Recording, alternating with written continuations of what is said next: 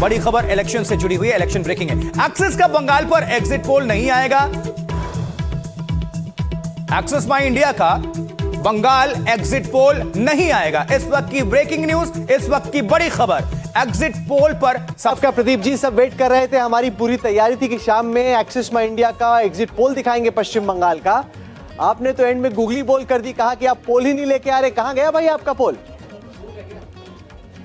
राहुल जी, आप सब जानते हैं कि एक्सिस माई इंडिया अपनी एक्यूरेसी के लिए जाना जाता है और एक्यूरेसी लाने के लिए ज़रूरी है कि रिप्रेजेंटेटिव सैम्पलिंग हो।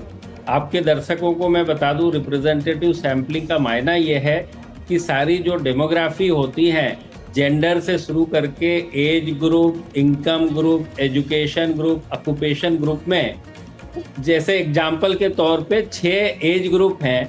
हम एक एज ग्रुप को सेल साइज कहते हैं। उस सेल के अंदर एडिकेट यानी सैंपल जो है एडिकेट होना चाहिए उसको रिपोर्ट करने के लिए। जब तक वो ना हो तब तक हम उसको कहते हैं कि सैंपलिंग जो है बराबर नहीं है। तो उसके चलते हमने देखा कि जब 70 से 80% लोग हमसे बात ही करने के लिए तैयार नहीं है, तो जो हमारा सैंपलिंग का जो प्रोसेस होता है, जो मेथोडोलॉजी होती है, वो ठीक से नहीं आ पा रही है। तो हमने अब ये तय किया है कि इस तरह की सिचुएशन में बेहतर होगा कि पोल को ना रिलीज किया जाए।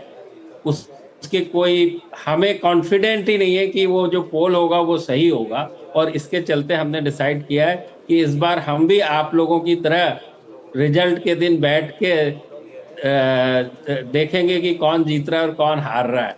प्रदीप जी, ये पहली बार होगा जबकि हम जो है दर्शक दीर्घा में बैठे होंगे। नहीं, पर प्रदीप जी, जब से ये एनडीटीवी पे हमने खबर ब्रेक की कि एक्सिस माई इंडिया का पश्चिम बंगाल का पोल नहीं आ रहा, तो लोग अलग अलग तरह की कंस्पिरेसी थ्योरी सोच रहे हैं।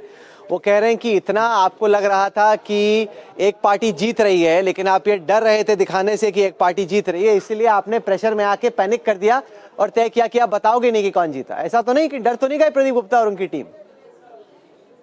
प्रदीप गुप्ता और एक्सिस माई इंडिया की टीम कभी नहीं डरी है। सबको अच्छी तरीके से पता है, चाहे बिहार 2015 का इलेक्शन हो या 2015 और 20 के असेंबली दिल्ली इलेक्शन हो, जबकि जो दूसरी पार्टियां, उस समय की जो पार्टियां थी, जो बीजेपी फोरफ्रंट पे थी, बट फिर भी बीजेपी को हारते हुए दिखाया था।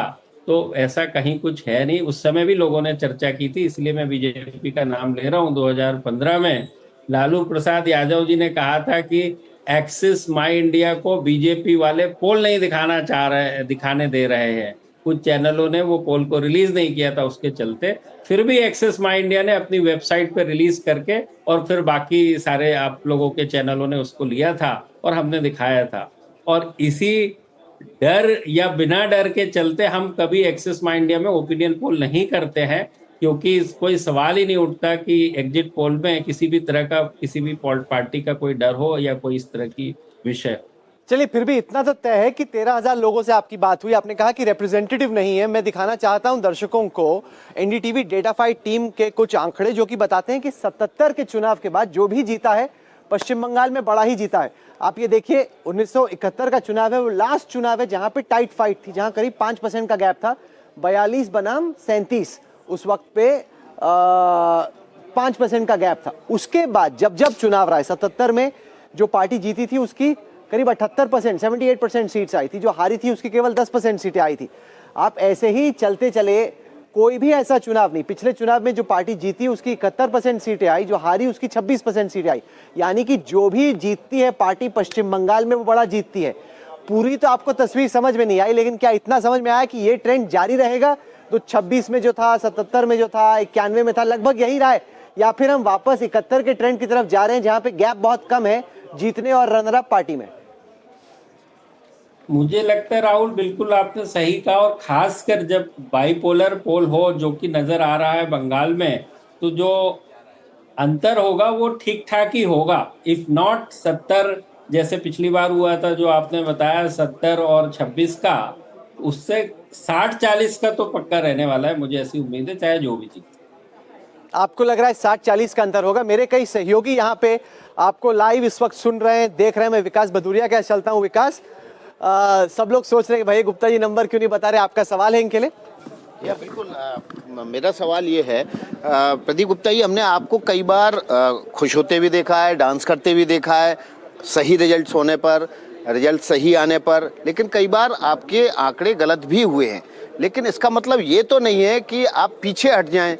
आप एक इस इंडस्ट्री के बादशाह के तौर पे देखे जाते हैं।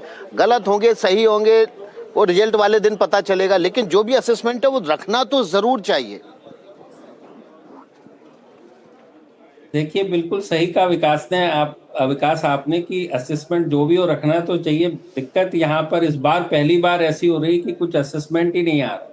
असेसमेंट आने के लिए एक प्रक्रिया होती है और उस प्रक्रिया के अपने एक नियम कानून तौर तरीके होते हैं, और जब तक वो रिप्रेजेंटेटिव सैम्पलिंग ना हो, जब तक वो कॉन्फिडेंस ना हो, तब तक उस नंबर को रखने का कोई औचित्य नहीं है। रह गई बात की सही और गलत होने की, तो हाँ, हमारे नंबर कई बार गलत हो सकते हैं। कई बार यानी 74 बार हमने 81 में से 74 बार एक्यूरेटली कॉल किया इलेक्शन को, 6-7 बार सही नहीं हुआ है। बट वो सही नहीं होने का तात्पर्य दूसरा है। वो सही नहीं हो, एक 0.1% और 0.2% के सैंपल साइज में कभी आंकड़े सही हो सकते हैं, कभी नहीं हो सकते हैं, वो एक अलग बात है। लेकिन सवाल होता है कि बेस तो सही होना चाहिए। हमारी जो एक बेसिक फंडामेंटल मेथोडोलॉजी जो है उसके मुताबिक होना चाहिए, तब उस चीज को हम लोग नंबरों चलिए, मेरी में सहयोगी है तब्दील मीनाक्षी, करके। वो आपसे सवाल करना चाहती है। मीनाक्षी, राहुल जी, आपका मैं शो देख रही थी जो बंगाल से, जब आपने प्रदीप गुप्ता के साथ बात की, और उस समय भी उन्होंने ये कहा था कि वोटर्स जो हैं खुलकर नहीं बता रहे हैं फर्स्ट फेज के बाद। लेकिन बड़ा सवाल ये है कि ये ट्रेंड तो हमने देश में और जगह भी देखा है। मैं बिहार गई, बिहार में महिलाएं खुलकर नहीं बताती उन्होंने किसको वोट दिया, शर्माएंगी, हिचकेंगी, लेकिन क्लियर नहीं बताएंगी, बल्कि कई बार तो गलत भी बता देंगी। गुजरात में, दिल्ली में, महाराष्ट्र में ये हुआ। तो आप क्यों फिर ऐसा कह रहे हैं जैसे पॉलिटिकल पार्टी के लोग कहते हैं कि हम एग्जिट पोल नहीं, एग्जैक्ट पोल तक का वेट करेंगे? ये मेरे लिए सरप्राइजिंग है बंगाल के हिसाब बंगाल से। में ऐसा क्या है जो बाकी राज्यों में नहीं है? कौन डर रहा है और कौन डरा रहा है? नहीं, देखिए मीनाक्षी, आपने सही कहा कि दूसरे राज्यों में भी ये फिनोमिना हो सकता है, बट वो फिनोमिना 10 से 20% होता है। बंगाल में ये फिनोमिना पहली बार 70 से 80% हो रहा है। पिछले 5 साल के चुनाव के पहले करीब ये 20 से 30% था। फिर भी हमने पोल किया और आंकड़े प्रस्तुत किए। लेकिन इस बार जो हो रहा है वो मुंह तक नहीं खोलने तैयार है। हमारे ट्रेंड स्टाफ इस तरह से ट्रेंड किए जाते हैं कि आप पत्रकारों को तो वो बिल्कुल नहीं बताएंगे, आपको वो कैमरा वालों की नजर से देखते हैं और मुसीबत आ जाएगी। उसके सब तौर तरीके होते हैं कि उनसे कैसे उनकी मन की बात ली जाए, कैसे उनके लेवल पे पहुंचा जाए, ताकि जो इनसाइट है वो फ्लो होने लगे। तो वो स्थिति बंगाल में बात ही करने को तैयार नहीं है। इस तरह का डर का माहौल है। पता नहीं कौन क्या है, कहाँ से आया है, क्या मुसीबत खड़ी हो जाएगी। क्योंकि माहौल देखिए ना कि MP, MLA, मिनिस्टर सभी की हाथापाई हो रही है, खून बह रहा है, कार के ऊपर पत्थर फेंके जा रहे हैं, वगैरह वगैरह। तो जब इस तरह का इतने बड़े बड़े अगर आप ये कह रहे हैं कि वो डर है, तो वाकई ये चौंकाता भी है और इंटरेस्टिंग है ये पॉइंट ऑफ व्यू। चलिए, सैयद सोहेल है NDTV इंडिया के प्राइम टाइम एंकर, वो भी एक सवाल करना चाहते हैं। सैयद जी, मेरा सवाल गुप्ता जी आपसे ये है कि इस बार आप एग्जिट पोल नहीं दे रहे हैं, लेकिन मेरे पास आपके एग्जिट पोल के 2021 के आंकड़े हैं जो कहते हैं कि आपने TMC को 130 से 156 दिए थे और TMC को आए 215, बीजेपी को 134 से 160 दिए थे तो बीजेपी को आए 17। मेरा सवाल ये, इस बार आप कह रहे हैं लोग वोकल नहीं है, बोल नहीं रहे हैं, लेकिन ये 5 साल पहले के आंकड़े भी ये कह रहे हैं कि क्या उस वक्त भी वोकल नहीं थे लोग?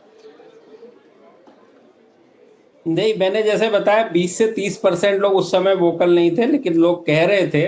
वो आपने जो 17 बताया वो 17 नहीं है, बीजेपी का 77 सीटें जीती थी बीजेपी ने पिछले चुनाव में, बंगाल के चुनाव में। तो पिछले बार और इस बार में जमीनी हकीकत में, यानी बोलने या ना बोलने के मामले में काफी बदलाव है और उसके चलते सैम्पलिंग नहीं हो पा रही है। दूसरी जो एक और बड़ी वजह ये है इस बार कि पिछली बार चुनाव जो है 7 चरणों में था, कोरोना था। इस बार केवल 2 चरणों में है और उस लिहाज से समय भी कम मिलता है। तो क्या होता है कि जब 2-4-5 दिन गुजर जाते हैं एक पर्टिकुलर फेस में, तो थोड़ा सा माहौल हल्का हो जाता है। वो जो एक डर या एक जो माहौल बना होता है जमीन के अंदर, उसमें परिवर्तन आ जाता है। बट इस बार चूंकि 2 ही फेस के चुनाव थे और दूसरा फेस 5 से 6 दिन के बाद आ गया, तो वो बात नहीं आ पाई। लेकिन गुप्ता जी आखिरी सवाल पूछूंगा, क्या बंगाल ज्यादा अनप्रेडिक्टेबल है? क्योंकि अगर हम 2024 के आपके एग्जिट पोल देखें तो टीएमसी को आपने 11 से 14 सीटें दी थी, टीएमसी को 29 सीट आई, बीजेपी को 26 से 31 दी थी, बीजेपी को 12 आई। या तो ज्यादा अनप्रेडिक्टेबल है या बीजेपी का वोटर ज्यादा वोकल होता है, इसलिए भी जिस वक्त आप जाकर सर्वे करते हैं, एग्जिट पोल करते हैं, तो उस वक्त कैलकुलेशन में इस तरह की दिक्कतें होती हैं। बिल्कुल सही कहा आपने। जो बंगाल के लोग, जैसे मैंने कहा, रिलेटिवली पूरे देश के हिसाब से कम बोलते हैं। और मैं आपके दर्शकों को आंकड़ा और बता दूं कि 2016 के चुनाव में हमने 2016 के चुनाव में 225 सीटों से 225 से 221 सीटें आई थी, टीएमसी को प्रेडिक्ट किया था। और 19 लोकसभा के चुनाव में 18 बीजेपी को और 22 टीएमसी को और 1 कांग्रेस को कही थी। बिल्कुल एज इट इज वही सीटें आई थी। तो ये थोड़ा समय की बात है, जिस हिसाब से हम आगे बढ़ते जा रहे हैं उस हिसाब से जो माहौल आप भी खुद भी देख रहे होंगे एज ए पत्रकार के नजरिए से, कि बंगाल में जो जमीन के ऊपर माहौल बना हुआ है दोनों पार्टियों, दोनों प्रमुख पार्टियों के बीच के कार्यकर्ताओं और बाकी माहौल जैसे बना हुआ है, वो उतना अच्छा या सौहार्दपूर्ण नहीं है जो पहले हुआ करता था, और बाकी राज्यों के मुकाबले तो एकदम ही अलग। शुक्रिया सोहेल। मैं आपको दिखाना चाहता हूं डेटाफाई टीम का एक और आंकड़ा जो कि बताता है कि सबसे ज्यादा पोलिंग अगर हुई है वो दक्षिण बंगाल के इलाके में हुई है। देखिए अभी नक्शे पे आपको दिखेगा, वैसे तो 92% वोटिंग पूरे स्टेट में हुई है, लेकिन जब आप इसको एक हीट मैप पे कलर कोड करते हैं तो 67 ऐसी सीटें हैं जहां पे 95% से भी ज्यादा वोट पड़े हैं। ज्यादातर ये जो सीटें हैं दक्षिण बंगाल के इलाके में सटी हुई हैं, बहुत सारी कंसंट्रेशन ये दक्षिण बंगाल के इलाके में। कुछ हद तक उत्तर बंगाल में भी 95% ज्यादा वोटिंग पड़ी है, लेकिन ये कह पाना कि 90 से 95% वोटिंग 190 सीटों पे हुई है। मैं ये देख रहा था साधारण तौर पे हिंदुस्तान में नागालैंड हो, त्रिपुरा हो, ऐसे ही कुछ गिने चुने राज्य हैं, छोटे राज्य, जहां पर 90% से ज्यादा वोटिंग होती है। ये जो आंकड़े पहली दफा हम देख रहे हैं, 80 से 85% केवल 5 सीटें, 85 से 90 केवल 32, 80 से कम तो सीटें ही नहीं है, 95 से ज्यादा 67 सीटें, 90 से 95 190 सीटें।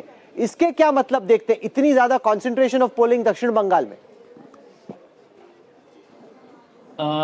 इसके मायने मुझे ऐसे लगता है कि दक्षिण बंगाल पर्टिकुलरली जो आप कह रहे हैं, तो दक्षिण बंगाल के अंदर कलकत्ता सिटी भी आती है, हावड़ा सिटी भी आती है, जो कि अमूमन कम वोटिंग होती थी। तो अब मुझे ये नहीं पता, जब आप कह रहे हैं कि दक्षिण बंगाल, उसमें कलकत्ता और हावड़ा का क्या परसेंटेज है, लेकिन यदि इन 2 सिटी को छोड़ दिया जाए तो फिर ठीक है, हो सकता है, ये संभव है सिटी को छोड़ के। दक्षिण बंगाल में अब आपके हुगली भी आता है और बाकी तमाम जो नादिया भी आता है, सभी इलाके आते हैं, कृष्णनगर भी आता है, तो वो relatively semi urban rural area है, तो वहां पर ये सब चीजें संभव है। लेकिन कलकत्ता सिटी में वो मुझे डाउट है कि 95 के आसपास वोटिंग। मेरी सहयोगी पद्मजा जोशी भी एक सवाल करना चाहती हैं। पद्मजा अपने शो पे काम कर रही हैं। पद्मजा, प्रदीप जी से पूछिए क्या सवाल है। प्रदीप जी, 2 सवाल मेरे को पूछना है। एक तो बंगाल के बारे में है कि जब आप कह रहे हैं कि लोग बहुत डर रहे थे आपसे बात करने में, क्या इसका जनरल प्रोफाइल क्या था इन लोगों का? क्या इसमें महिला थी, पुरुष थे, रूरल थे, अर्बन थे, हिंदू थे, मुस्लिम थे? क्या ऐसा कोई ट्रेंड आपने देखा इन पर्टिकुलर? और दूसरा, मैं तमिलनाडु के बारे में पूछना चाहती हूँ कि आपने 120 सीट्स, आपने जो एक तो रेंज दी है वो 22 की रेंज दी है विजय को, टीवीके को, तो इतनी बड़ी रेंज क्यों? और इतने सारी सीट्स में आप कुछ 5 सीटें बता सकते हैं, क्योंकि लोगों में बहुत उत्सुकता है कि आप इतनी 120 सीट्स अगर टीवीके को दे रहे हैं तो कुछ तो ऐसी 5 सीटें होंगी जो कि मतलब फॉर ग्रांटेड ही मिल रही हैं टीवीके को। ये 2 सवाल है। देखिए, एक टीवीके की सीट तो जो खुद चुनाव लड़ रहे हैं वो विजय जो है वो तो है, और दूसरी जो सीट है त्रिची ईस्ट की, उसमें थोड़ी सी फाइट है। बाकी यहाँ की जो सीट है वो तो बिल्कुल सेफ सीट है। रह गई बात, वो जीत रहे हैं अपनी। हाँ बिल्कुल, ओके। आगे की जो रह गई बात, आपका बंगाल का सवाल क्या था, आप फिर से पूछिएगा। बंगाल में जो आपने कहा है कि लोग आपसे बात नहीं कर रहे हैं, कुछ उनकी कोई स्पेसिफिक प्रोफाइल है जो सबसे ज्यादा हेसिटेट कर रहे थे? क्या आदमी ज्यादा कर रहे थे, महिलाएं ज्यादा डर रही थीं, अर्बन में ज्यादा डर देखा, रूरल में ज्यादा डर देखा, कहाँ आपको सबसे ज्यादा हेसिटेशन दिखाई दिया? महिलाओं के बीच में सबसे ज्यादा डर है। महिला वैसे भी अमूमन कम बात करती हैं रिलेटिवली सारे देश में, बट बंगाल के अंदर महिलाएं तो बिल्कुल एकदम ही कम बात करना चाह रही हैं। तो वहां तो 10 से 20% महिलाओं ने ही बात करने की कोशिश करी। उसी 10 से 20% महिलाओं में सारी डेमोग्राफी को मैप करना बहुत मुश्किल काम है। इसी के चलते मैं कह रहा हूं कि मेरी जो रिप्रेजेंटेटिव सैम्पलिंग है वो पूरी नहीं हो पा रही है। रह गई बात दूसरी डेमोग्राफी की, हिंदू मुसलमान, ऐसा नहीं है। जो शहरों में जो होते हैं, प्रोफाइल के नजरिए से देखें तो शहरों में अमूमन लोग कम बात करते हैं और शहरों में लोगों ने रिलेटिवली रूरल के मुकाबले कम बात करी। किसी जाति वर्ग विशेष का वो नहीं है, वो तो सभी के सभी जो है वो एक अपने हिसाब से बात करने में असक्षम। एक चीज थोड़ा सा कंफ्यूजिंग लगी, 2021 में जब हमने भी ट्रैवल किया था तो कहीं ज्यादा डर था। इस बार उसके मुकाबले मुझे लगा कि लोग ज्यादा मुखर हैं। जो पहले अगर 10% लोग बोलते थे तो इस बार कम से कम 30% लोग बोल रहे हैं। पर आप कह रहे हैं कि इस बार 2021 के मुकाबले ज्यादा डर, आपको ज्यादा हिचक दिखाई दी लोगों में? बिल्कुल सही कह रही हैं आप। हमारे सर्वेयर्स और हम लोगों को, मैं खुद भी गया था, तो इस बार बहुत ज्यादा मात्रा में ये मौजूद है। मैंने कहा ना, पिछले चुनाव 7 चरण में थे तो बड़ा आसान हो जाता है। एक चुनाव खत्म हो गया तो ऐसा लगता है कि बट ठीक है यार, 3-4 दिन का वो एक गर्मी रहती है, बाकी सब शांति हो जाती है। तो ये एक सबसे बड़ा पिछले बार और इस बार में फर्क। एक और टीवीके की सीट बता दीजिए, एक और नहीं। आपने 120 बताया, एक तो आपने विजय की सीट चेन्नई वाली, इट्स आइदर पेरम्बूर और Kolathur, I am getting a little confused over here, but एक और सीट बता दीजिए कोई टीवीके के लिए। बस पेरम्बूर है, मैं सामने सीट नहीं है, पर पेरम्बूर है जो कि विजय की सीट है, चेन्नई वाली। जो दूसरी सीटें जो है वो मैं सीट बाय सीट में नहीं जाना चाहता, उससे एक पर्सनालिटी के लेवल के ऊपर दिक्कतें पिछले दिनों में आई है, तो let's not get into that. Pradeep ji, I have my colleague Veera Raghav, who heads up NDTV's coverage of the southern states. Veera, I thought he was here. Where is he? There he is. Veera's phone, I must tell our viewers, has been buzzing since the time Pradeep Gupta came out and said that Vijay is winning. And everyone's chasing and hounding Veera and finding fault with your study and survey. Go for it. Absolutely, Pradeep. I've also checked some of these things and I wanted to ask you some of these questions since it's about data. The first thing is about the caste arithmetic that you've given. You've put 9% Brahmins in your survey in a state which doesn't have that number. So the sampling question is being raised repeatedly on whether Pradeep Gupta's sample is truly reflective both in terms of age demographic and in terms of the state's caste arithmetic. What's your response to that? First. So first, Raghav, there are 2 types of demography. One is the unique and second is the common.